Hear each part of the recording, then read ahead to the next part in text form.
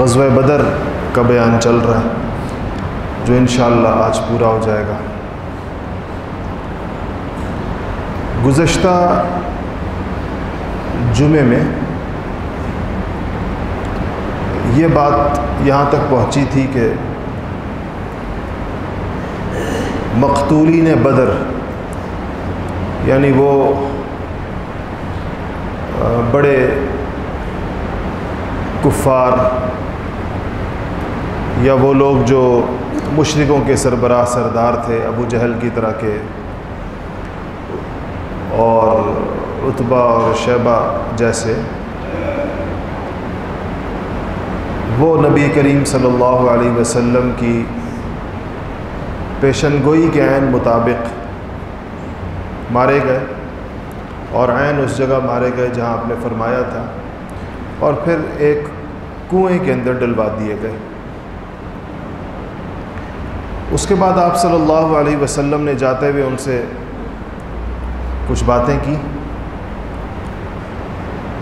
جس میں آپ نے ان سے یہ کہا کہ تم لوگ کتنے برے لوگ تھے، نبی کے ساتھ تمہارا معاملہ کتنا برا تھا، اور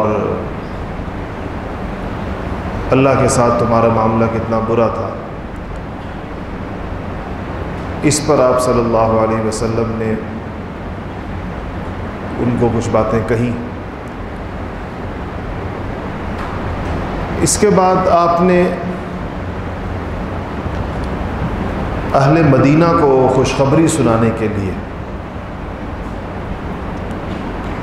کہ اللہ تعالیٰ نے بدر کے میدان میں مسلمانوں کو، رسول اللہ صلی اللہ علیہ وسلم کو کامیابی عطا فرمائی ہے، اور کفر کو اور کافروں کو اور مشرکوں کو ذلیل و رسوا کیا ہے۔ اس فتح مبین کی بشارت کے لیے اور اس خوشخبری کو سنانے کے لیے آپ صلی اللہ علیہ وسلم نے 2 قاصد مدینہ منورہ کی جانب روانہ فرمائے۔ مدینہ منورہ کا ایک بالائی علاقہ تھا، اونچا علاقہ، اور ایک زیری علاقہ تھا۔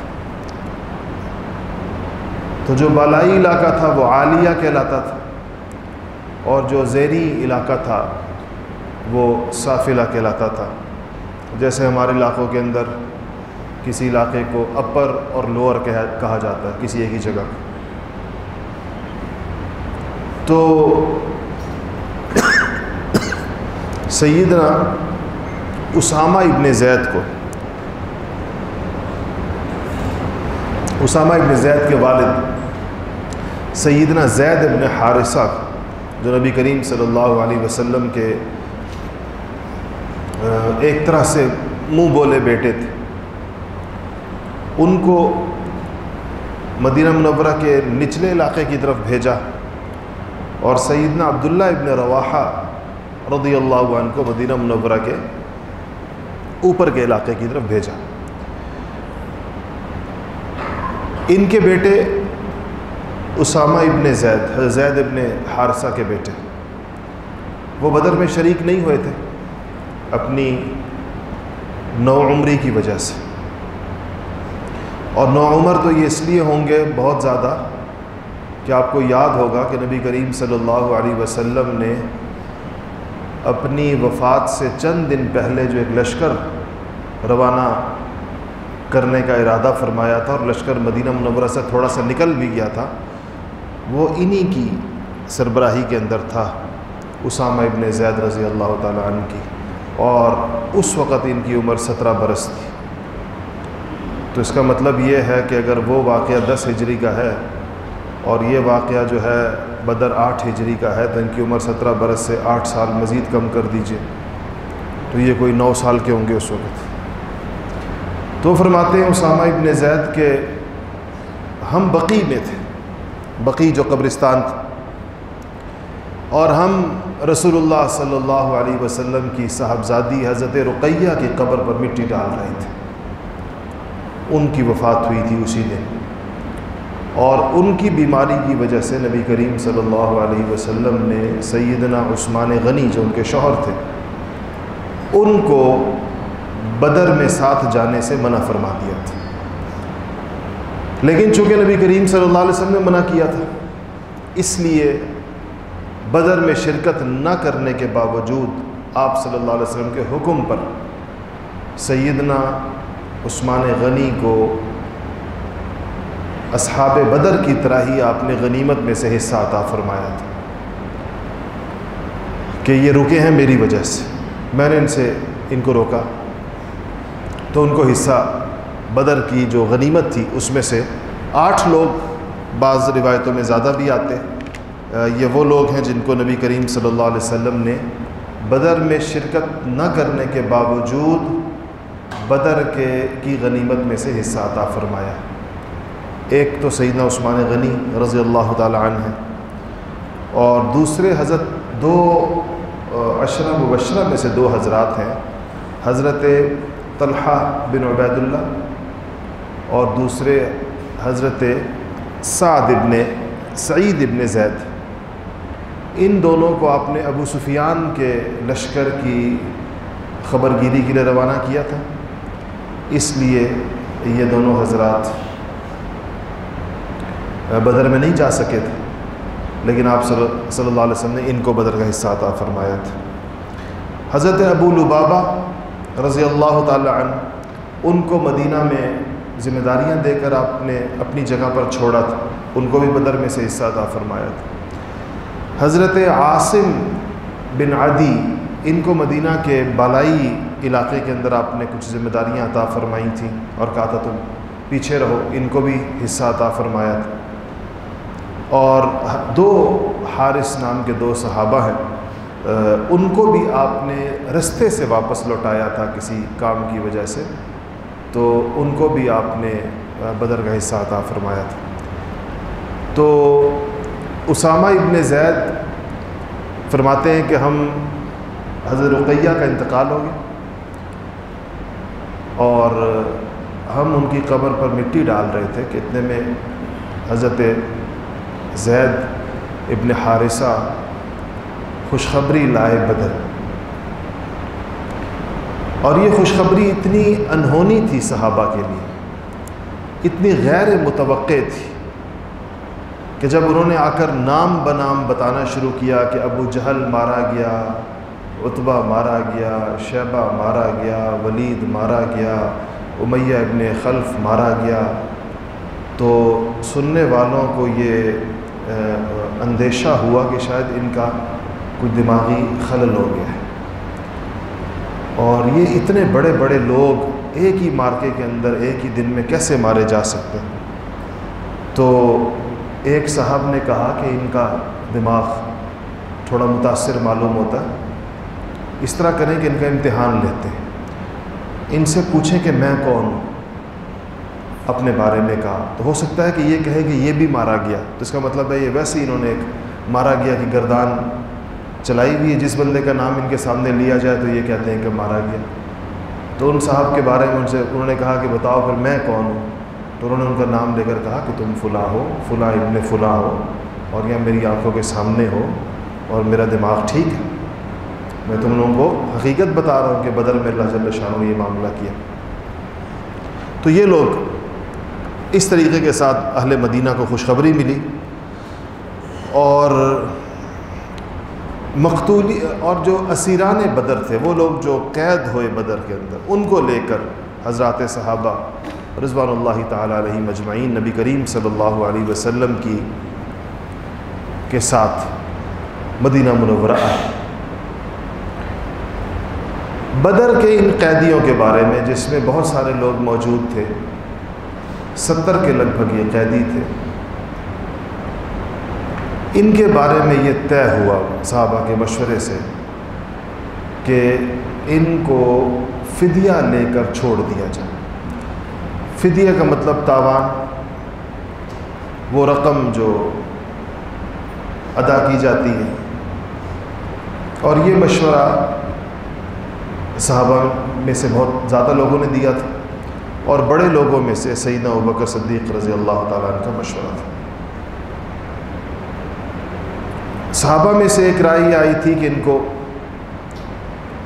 قتل کیا جائے، اور چونکہ بدر یوم الفرقان ہے، اللہ تعالیٰ نے کفر اور اسلام کے درمیان ایک لکیر کھینچی ہے، تو آج کفر کو اتنی عبرتناک شکست دی جائے کہ کفر پھر کبھی سر اٹھانے کے قابل نہ رہے، ایسا کفر بالکل کچل دیا جائے۔ سیدنا عمر فاروق رضی اللہ تعالیٰ عنہ کی رائے یہ تھی کہ ان سب کو قتل کیا جائے، اور قتل بھی ہر شخص کو، ہر مسلمان صحابی کو اس کا رشتہ دار اس کے حوالے کیا جائے، اور ہر شخص اپنے رشتہ دار کو خود قتل کرے، یہ جو قیدی ہے۔ اور اس سے ان کا ایک مقصد تھا، ان کا مقصد یہ تھا عمر فاروق رضی اللہ تعالیٰ عنہ کا، کہ کفر اور اسلام کے درمیان ایک اتنی وسیع خلیج حائل کر دی جائے، ایک اتنی اونچی دیوار اٹھا دی جائے کہ کوئی بھی چیز، خواہ رشتہ داری ہو، خواہ تعلق ہو، خواہ باپ بیٹے کا رشتہ ہو، بھائی بھائی کا رشتہ ہو، لیکن اگر درمیان میں کفر حائل ہے، ایک کافر اور ایک مسلمان ہے، تو کفر کی اس آڑ کو کبھی پار نہ کیا جا سکے۔ اور اس بنیاد کے اوپر جو ہے وہ جو نبی کریم صلی اللہ علیہ وسلم کی دنیا میں تشریف آوری کا سب سے بڑا مقصد تھا، تو اس پہ آنچ نہ آئے۔ تو عمر فاروق رضی اللہ تعالیٰ عنہ نے برملا اپنا مشورہ دیا کہ یا رسول اللہ، میرا مشورہ یہ ہے، ان کو قتل کریں، ہم فدیہ نہ لیں، اور قتل بھی ہر بندہ اپنے رشتہ دار کو خود کرے۔ تو آپ نے چونکہ صحابہ کی اکثریت کی یہ رائے تھی کہ فدیہ لے لیا جائے، تو آپ نے فدیے کا فیصلہ فرما لیا۔ اللہ جل شانہ کو اس رائے سے زیادہ، جو فدیہ لینے والی رائے تھی، اس کی بجائے سیدنا عمر فاروق رضی اللہ تعالیٰ عنہ کی رائے زیادہ پسند آئی، اور آسمان سے وحی اتری، قرآن کی آیتیں اتری کہ نبی کو یہ چاہیے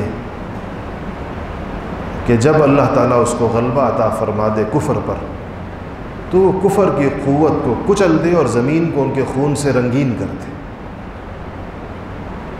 لیکن چونکہ یہ بات مشورے میں طے ہوئی تھی، اور صحابہ کے مشورے کی اپنی وجوہات تھی، آپ صلی اللہ علیہ وسلم کو بھی یہ امید تھی کہ ان میں سے بہت سارے لوگ مسلمان ہو جائیں گے، اور ایسا ہوا، تقریباً سارے ہی ہو گئے بعد میں۔ تو اس پر جب آسمان سے یہ آیتیں اتری جس میں اللہ جل شانہ نے ان کو زندہ چھوڑ دینے پر اپنی کچھ خفگی کا اظہار فرمایا، تو حضور اکرم صلی اللہ علیہ وسلم اور سیدنا ابوبکر صدیق اس پر بیٹھ کر رو رہے تھے کہ ہماری رائے وہ نہ ہوئی جو اللہ کی رائے، جو اللہ چاہتے تھے۔ لیکن ظاہر بات ہے یہ آپشن تو ابھی بھی تھا، لیکن اللہ جل شانہ نے یہ نہیں کہا، بلکہ وہی جو مشورہ تھا اسی کو انڈورس کیا۔ اس سے آپ اندازہ لگائیں کہ مشورے میں طے شدہ چیزیں کتنی اہم ہوتی، چونکہ یہ صحابہ کے مشورے سے طے ہوا تھا۔ تو ایک تو اللہ تعالیٰ نے اس کے اوپر عتاب نازل نہیں فرمایا، یعنی کوئی سزا نازل نہیں کی، اور دوسرا یہ کہ اگرچہ بھی موقع موجود تھا اس بات کا، لیکن اللہ جل شانہ نے مشورے کو کالعدم قرار نہیں دیا، بلکہ جس طرح کہا جاتا ہے کہ ایک زیادہ بہتر آپشن کی طرف اشارہ فرمایا کہ وہ زیادہ بہتر تھا۔ تو سیدنا عمر فاروق رضی اللہ تعالیٰ عنہ تشریف لائے اور دیکھا کہ دونوں حضرات رو رہے ہیں، تو انہوں نے پوچھا کہ کیا بات ہے، آپ کیوں رو رہے ہیں؟ اور کہا کہ اگر آپ بتا دیں اور واقعی بات رونے کی ہوئی تو میں بھی روؤں گا آپ کے ساتھ، اور اگر مجھے رونا نہ آیا، رونا اختیاری چیز تو ہے نہیں، اور عمر فاروق جیسے شخص کا رونا تو ویسے ہی کوئی آسان کام نہیں ہے، تو کہا کہ اگر رونا مجھے نہ آیا تو کم سے کم رونے کی شکل بنا لوں گا آپ لوگوں کے ساتھ، یعنی آپ کے ساتھ اظہار ایک جہتی کروں گا، اگر مجھے پتہ چلے کہ مسئلہ کیا ہے تو پھر ان کو بتایا گیا کہ مسئلہ یہ ہے کہ اللہ جل شانہ کو تو وہ مشورہ پسند آیا جو تمہاری زبان پر آیا تھا، اور عمل جو ہے اس کے خلاف۔ ایسے عمر فاروق رضی اللہ تعالی عنہ کئی موقع ایسے علماء نے اس پر مستقل کتابیں لکھی ہیں جہاں عمر فاروق رضی اللہ تعالی عنہ کی رائے صحابہ کی رائے کے خلاف تھی۔ جمہور صحابہ کی اکثریت ایک طرف تھی اور عمر فاروق دوسری طرف تھے، اور جب وحی آئی تو اللہ عمر کی طرف تھے، اللہ کی رائے عمر کی رائے تھی جب اس کا پتہ چلا۔ تو یہ سیدنا عمر فاروق رضی اللہ تعالیٰ عنہ کی ایک نرالی خصوصیت ہے، ان کا ایک خاص اعزاز ہے، اور ان کی غیر معمولی ذہانت، ذکاوت، توفیق، ان چیزوں کی اس میں نشاندہی ہوتی ہے۔ قیدی بن گئے۔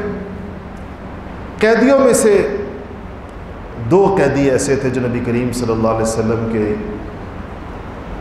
کے لیے رشتے کے اعتبار سے بہت ہی عزیز تھے، اور بھی تھے، سارے رشتہ داری تھے، لیکن 2 لوگ ایسے تھے جن سے آپ کو زمانہ کفر میں کوئی تکلیف نہیں پہنچی تھی، اور بلکہ راحت ہی پہنچی تھی۔ ان میں سے ایک آپ کے داماد، آپ کی سب سے بڑی بیٹی کے شوہر حضرت سیدہ زینب رضی اللہ تعالیٰ عنہ کے شوہر ابو العاص رضی اللہ تعالیٰ عنہ بعد مسلمان۔ ابو العاص حضرت خدیجہ الکبریٰ کی بہن حالہ کے بیٹے تھے، یعنی حضرت خدیجہ کے بھانجے تھے، اور حضرت خدیجہ نے یہ رشتہ کیا تھا، اور یہ بہت ہی ایک اچھے داماد تھے۔ اسلام نہیں لائے اس وقت تک، لیکن کبھی حضرت زینب کو تکلیف نہیں پہنچائی، باوجود اس کے کہ حضور ہجرت کر کے مدینہ تشریف لے گئے، اور حضرت زینب انہی ابو العاص کے پاس مکہ میں رہ گئی، لیکن انہوں نے کبھی بیوی کو تکلیف نہیں پہنچائی، حالانکہ سارے یہ کافر تھے اور سارے مسلمان جو ہے وہ مدینہ جا چکے تھے۔ تو یہ گرفتار ہو گئے، ان کا فدیہ مقرر ہوا، اور ظاہر بات ہے کہ فدیہ گھر والے ہی دیتے ہیں۔ حضرت زینب کے پاس پیغام آیا کہ شوہر گرفتار ہو گئے، اتنے پیسے دینے یا اتنا سونا دینے۔ حضرت زینب کے پاس گھر میں جیسا ہوتا ہے بعض اوقات نہیں ہوتی کوئی چیز، ان کے پاس صرف وہ ہار تھا جو ان کی ماں خدیجہ الکبریٰ رضی اللہ تعالی عنہا نے شادی پر ان کو پہنایا تھا۔ جیسے مائیں زیور دیتی،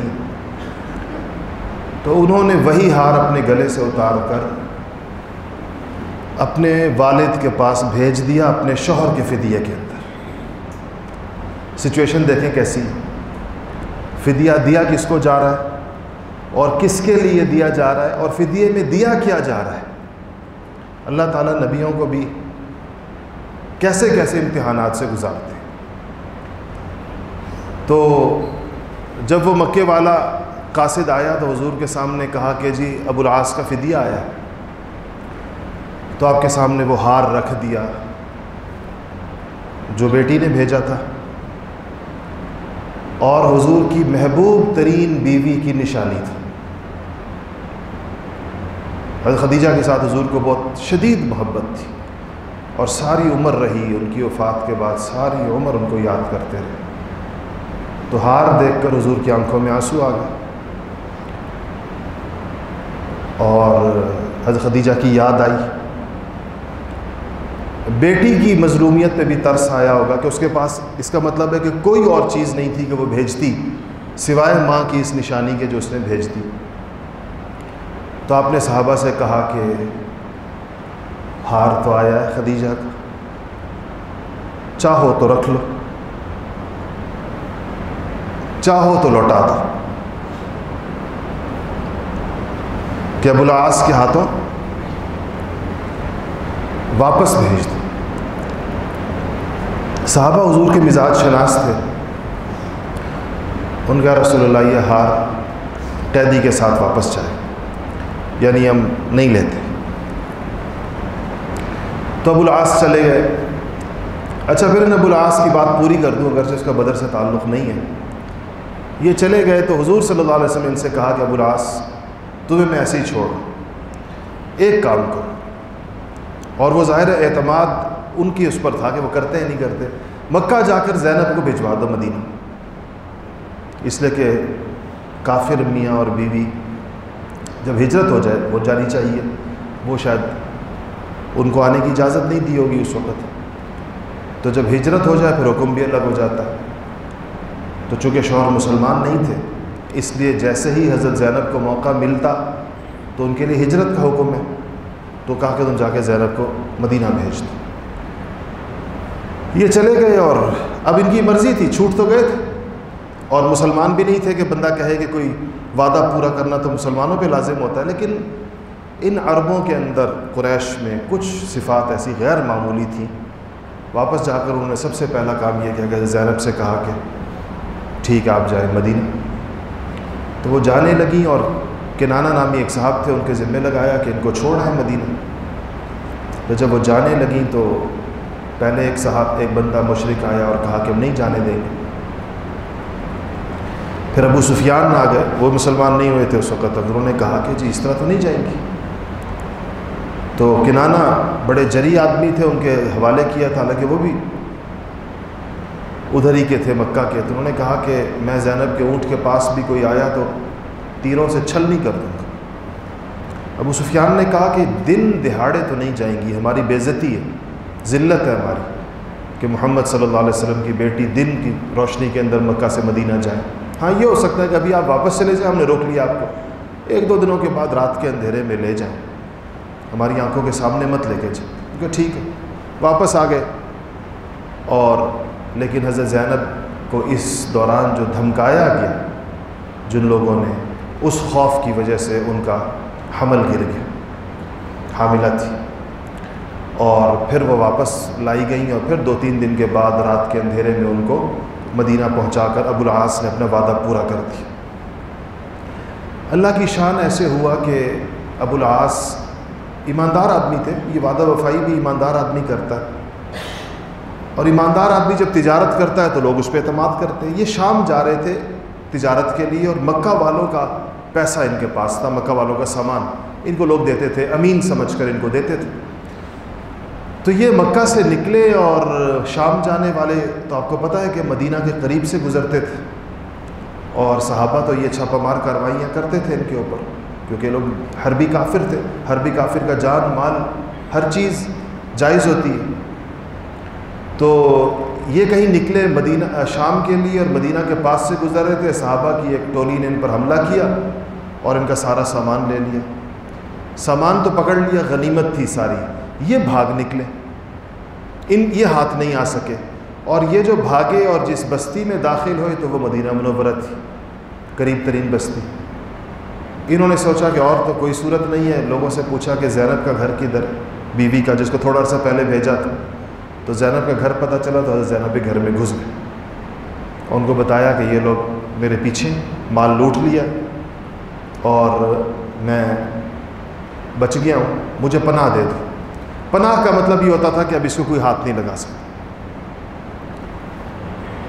تو کوئی صبح کے قریب کا وقت تھا، رات تھی، گھر میں گھس گئے. حضرت زینب صبح فجر کی نماز کے لیے مسجد نبوی آئیں اور جیسے ہی صفیں کھڑی ہو گئی، لوگ نماز کے لیے کھڑے. تو حضرت زینب نے مسجد میں آواز لگائی کہ لوگ ایک دم متوجہ ہو گئے. خواتین کی صفوں سے آواز آئی کہ اے مسلمانوں، میں زینب بنت محمد ہوں، محمد صلی اللہ علیہ وسلم کی بیٹی. میں نے ابو العاص کو پناہ دے دی، اب ابو العاص کو کوئی ہاتھ نہیں لگا سکتا. تو حضور صلی اللہ علیہ وسلم کو بھی اسی وقت پتہ چلا. تو آپ صلی اللہ علیہ وسلم صحابہ کو، اگر یہ صحابہ جتنے بھی جان نثار تھے، آپ نے پھر بھی چاہا کہ آپ صحابہ کو بتا دیں کہ مجھے اس بات کا پتہ نہیں تھا. تو آپ نے کہا کہ لوگوں، آپ نماز پڑھانے کے لیے مصلی پہ کھڑے. آپ نے کہا جیسے کہ یہ آواز تم لوگ ابھی سن رہے ہو اور اس آواز سے تمہیں جو اطلاع ہوئی ہے، مجھے بھی یہ اطلاع ابھی ہوئی ہے.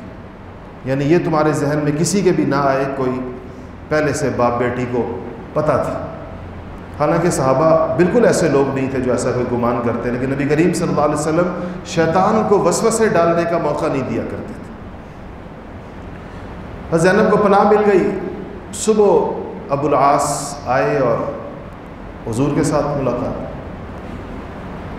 حضور نے زینب کو کہا، فجر کی نماز کے بعد کہا کہ چونکہ اب ہجرت ہو گئی تھی، زینب ہجرت کر کے آ گئی تھی، جب احکامات ان پر لازم ہو گئے تھے وہاں جو نہیں تھے، آپ نے کہا کہ بیٹی اکرام کرو اس کا، اپنے شوہر کا اکرام کرو، مگر قریب مت ہونا اس کے، اب وہ تمہارے لیے جائز نہیں ہے بوجہ کافر ہونے. مسلمان ہے کافر، تو اس کو قریب مت ہونے دینا، باقی اس کا تمہاری پناہ میں ہے، تم نے اس کو دیا تو اس کے ساتھ جو اکرام کر سکتی ہو کرو. تو صبح صحابہ کو حضور نے کہا کہ ابو العاص واپس جانے لگے، تو حضور نے کہا کہ بھائی جو تم لوگوں نے مال اس کا لیا ہے وہ تمہارے لیے جائز ہے، واپس نہ کرنا چاہو تو تم پر کوئی بوجھ نہیں ہے، وہ غنیمت ہے، دے دو. تو ابو العاص اچھا آدمی ہے، مرضی تم لوگوں کی. سیرت نگاروں نے لکھا ہے کہ حضور کی منشا کی معمولی سا رخ دیکھتے ہوئے صحابہ ہر وہ چیز واپس لے آئے جو ابو العاص سے لی تھی. اور کوئی کہتا ہے ڈول، رسی، یہ جو چھوٹی چھوٹی چیزیں ہوتی ہیں یہ بھی نہیں چھوڑی کسی نے اپنے پاس، ایک ایک چیز ان کی پوری کر دی. کسی نے ابو العاص سے کہا کہ ابو العاص مسلمان ہو جاؤ. اس نے کہا کہ ایسے نہیں ہوگا، اگر ابھی میں مسلمان ہوتا ہوں تو اس میں جبر محسوس ہوگا، جیسے میں پکڑا گیا ہوں. دوسرا لوگوں کا خیال ہوگا کہ شاید میں یہ مسلمان اس لیے ہو رہا ہوں کہ میرا مال تم لوگوں کے پاس ہے، تو میں مسلمان ہو جاؤں گا تو مجھے مال واپس کر دو، کیونکہ مسلمان کا مال تو غنیمت نہیں ہوتا، غنیمت تو کافر کا مال ہوتا. تو انہوں نے کہا کہ اس قسم کا اسلام نہیں. تو انہوں نے کہا ٹھیک ہے، اسلام میں جبر تو ویسے بھی نہیں ہے، کسی نے کچھ نکالا نہیں، کسی کو نہیں پتا تھا ان کا پروگرام کیا ہے. تو ان کا مال واپس کر دیا، انہوں نے اپنا مال لیا اور مکہ روانہ ہو گئے. واپس شام جانے کی بجائے واپس مکہ چلے گئے، اور مکہ جا کر سارے مکے والوں کو جمع کیا اور ہر ایک کی پائی پائی واپس لوٹا دی. کہا کہ اپنا سامان واپس لے لو، میرے ساتھ حادثہ ہو گیا تھا، میں واپس آ گیا. پھر کہا کہ اب تم میں سے کوئی شخص ایسا تو نہیں کہ جس کی کوئی چیز میرے اوپر واجب الادا ہو؟ کہا نہیں، ایسی کوئی چیز نہیں. کہا تو پھر سنو کہ میں محمد الرسول اللہ پر ایمان لاتا ہوں اور میں مدینہ جا رہا ہوں. یہ چاہ رہے تھے کہ میں اس قسم کا ایمان لاؤں کہ جب میرے اوپر نہ یہ الزام ہو، وہاں کے لوگ یہ نہ سمجھے کہ میں اس لیے ایمان لایا کہ مجھے میرا مال چاہیے، اور کافر یہ نہ سمجھے کہ مدینہ ہمارا مال لے کر مدینہ بھاگ گیا اور ہمارا مال کھانے کے لیے ایمان لے کر آیا. یہ پختہ مومنوں کی ایسی نشانی ہوتی، پکے مومنوں کی.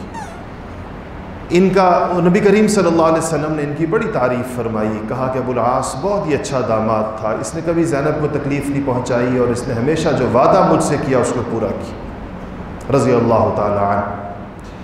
دوسرے قیدی جو بدر کے تھے وہ حضرت حضور کے چچا اور آپ کے بڑے بے تکلف دوست حضرت سیدنا عباس رضی اللہ تعالی عنہ تھے. یہ بھی بدر میں آئے تھے قیدی ہو. حالانکہ حضرت عباس مکہ کے زمانے میں حضور کے لیے ایک ڈھال بنے رہے. آپ کو یاد ہوگا میں نے بتایا تھا کہ بیعت عقبہ کے موقع پر جب انصار آئے تھے اور منی میں بیعت ہو رہی تھی، اس بیعت کے موقع پر بھی حضرت عباس حضور کے ساتھ آئے تھے، اور انصار سے حضرت عباس نے بڑی گفتگو فرمائی تھی کہ تم لوگ یہ ان کی ذمہ داری لے رہے ہو، لیکن یہ معمولی ذمہ داری نہیں ہے. حضرت عباس رضی اللہ تعالیٰ عنہ کا جب موقع آیا تو انہوں نے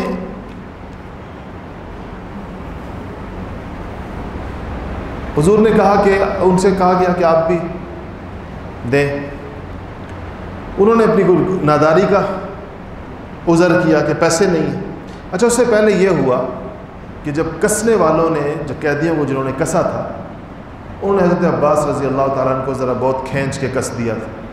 تو بندہ جب بندھا ہوا ہو اور رسی ٹائٹ ہو تو تکلیف ہوتی ہے.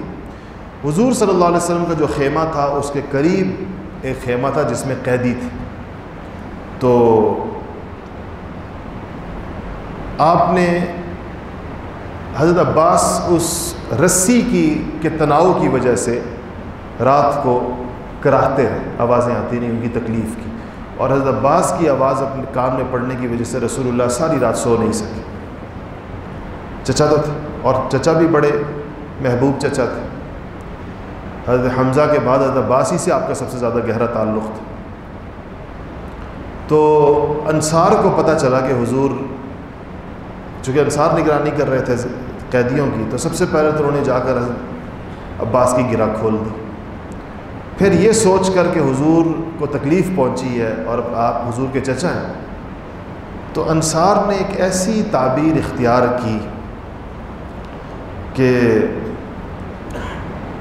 اس سے پتہ چلتا ہے کہ کیا سلیقہ اللہ پاک نے ان کو دیا تھا اور ادب کے کس درجے پر فائز تھے۔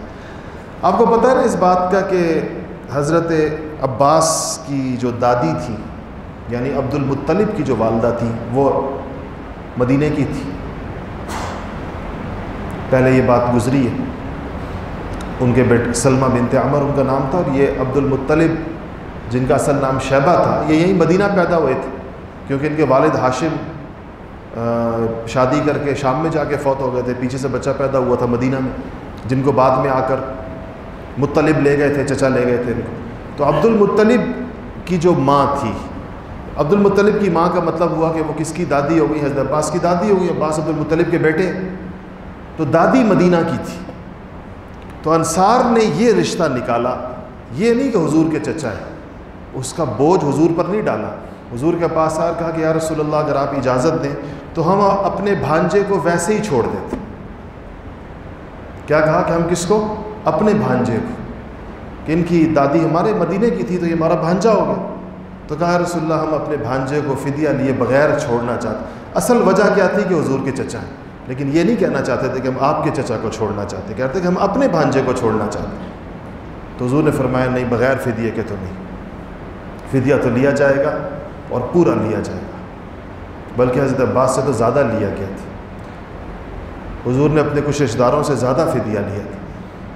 تو کہا کہ حضرت عباس کو جب کہا کہ فدیہ، ان کا پیسے نہیں ہیں، حضور نے کہا کہ وہ اپنی بیوی ام فضل کو جو آپ پیسے دے کر آئے ہیں آنے سے پہلے، جو اس کے پاس رکھوا کر آئے، تو حضرت عباس نے کہا کہ خدا کی قسم ان پیسوں کا تو میرے اور میری بیوی کے علاوہ کسی کو پتہ نہیں ہے، اگر آپ کو پتہ چل گیا ہے تو آپ بلا شبہ رسول اللہ ہیں، تو اشہد ان لا الہ الا اللہ و اشہد ان محمد رسول اللہ پر ایمان لے حضور صلی اللہ علیہ وسلم۔ ان سے جو پیسے لیے گئے تو زیادہ لیے گئے، تو اللہ جل شانہ نے اس پر یہ آیتیں نازل کی، ان کی تسلی کی کہ یا ایھا النبی قل لمن فی ایدیکم من الاسری ان یعلم اللہ فی قلوبکم خیرا یؤتکم خیرا مما اخذ منکم ویغفر لکم واللہ غفور رحیم، کہ اے نبی ان قیدیوں سے کہہ دیجئے، اللہ کہہ رہے ہیں کہ اے نبی آپ ان قیدیوں سے کہہ دیجئے جو آپ کے قبضے میں ہے کہ تم اس فدیے پر افسوس نہ کرو جو تم نے دیا ہے اپنی جان بچانے کے لیے۔ اگر اللہ تعالیٰ تمہارے دلوں کے اندر کوئی بھلائی دیکھے گا، ان یعلم اللہ فی قلوبکم خیرا، اگر اللہ نے تمہارے قلوب کے اندر کوئی خیر دیکھی، یؤتکم خیرا مما اخذ منکم، تو تمہارے اللہ تعالیٰ جو یعنی تمہارے دل میں بھلائی کا مطلب کیا ہے کہ اگر تم اسلام لے آؤ گے، اگر تم یعنی دل سے اسلام لے آؤ گے، تو جو تم سے لیا گیا ہے اللہ تعالیٰ تمہیں اس سے کہیں زیادہ عطا کر دے گا، اس کا بدلہ خیرا مما اخذ منکم، کہیں زیادہ تم کو عطا کر دے گا، اور ایک اور چیز بھی دے دے گا، اور وہ کیا ہے؟ وَيَغْفِرْ لَكُمْ، تمہیں بخش بھی دے گا، اللہ پاک معاف بھی کر دے گا آخرت کے اندر۔ تو حضرت عباس فرماتے ہیں کہ اللہ جل شانہ نے مجھے 100 اوقیہ مجھ سے لیا گیا تھا، 100 اوقیہ سونے کا ایک مقدار، کہتے ہیں ان 100 اوقیہ کے بدلے اللہ پاک نے مجھے 100 غلام عطا فرمائے، اور 100 کے 100 تاجر تھے، میرے 100 غلام 100 تجارتیں کرتے تھے جن کا سارا نفع مجھے آتا تھا۔ کہتے ہیں یہ وہ بات میرے ساتھ اللہ نے پوری کی کہ تمہیں اس سے اگر تم دل سے ایمان لے آئے تو اس فدیے سے بدر جہاں کہیں زیادہ تمہیں دیں گے، اور کہتے تھے کہ میں امیدوار ہوں اگلی بات کا کہ وَيَغْفِرْ لَكُمْ، کہ اب آخرت کے اندر اللہ پاک ہمیں بخشش بھی عطا فرمائے گا۔ دنیا کی بات تو دنیا میں پوری ہو گئی، آخرت کی بات فرمائے گا آخرت کے اندر پوری ہوگی۔ اللہ جل شانہ ان حضرات کے صدقے اور طفیل ہمیں بھی صحیح معنوں میں ہدایت نصیب فرمائے۔ وآخر دعوانا